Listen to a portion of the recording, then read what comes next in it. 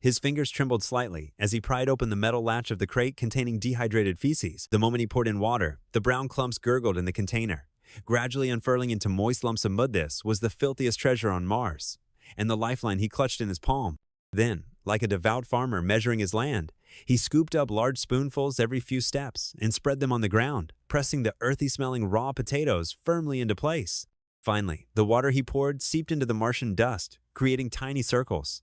Day after day, more than half a month later, when the first tender shoot broke through the caked soil, this wasteland, once forgotten by the universe, was truly transformed, through his perseverance, into an oasis capable of nurturing life. And this land, watered with blood and sweat, would be his only survival bed for the next 3 years. For this was Mars, 55 million kilometers from Earth, a barren land where even the wind carried the stench of rust. He was a lost soul, abandoned by the entire world. The superstorm 2 months earlier had struck without warning, like a divine axe splitting the exploration team's mission. During the emergency evacuation, Mark was slammed hard by howling debris. The alarm in his spacesuit shrilled like an ice pick, piercing his eardrums. The system indicated a leak at the breech, and life would end in 60 seconds.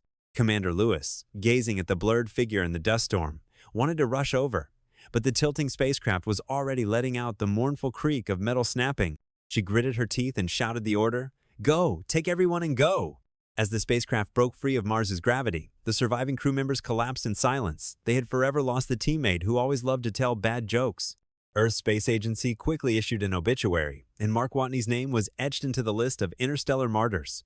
No one knew that Mark, buried beneath the soft dust, was breathing slowly, shielded by this natural barrier.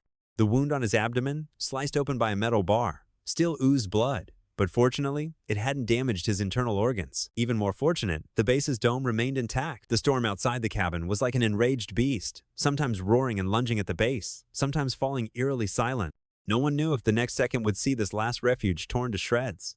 If the base were to breach, the agony of implosion would instantly devour everything. The shadow of death had never hung so clearly overhead. But Mark didn't wallow in fear.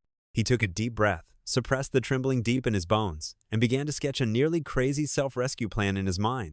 Initially, he hoped to wait for rescue, but when he calculated that the next exploration team wouldn't arrive for another 4 years, that thought, like a film torn apart by the storm, vanished in an instant. He dug out all his food supplies, his fingertips brushing over the cold packaging, and the number he calculated doused him like a bucket of ice water. These rations would last, at most, a little over a year. Just as despair was about to overwhelm him, he suddenly clenched his fist. She was a botanist! The moment his eyes fell on the bag of potatoes, a spark reignited in his eyes. This unremarkable bag of potatoes might just be his weapon against death, the entire stake with which he would use his own hands to grow 3 years of life.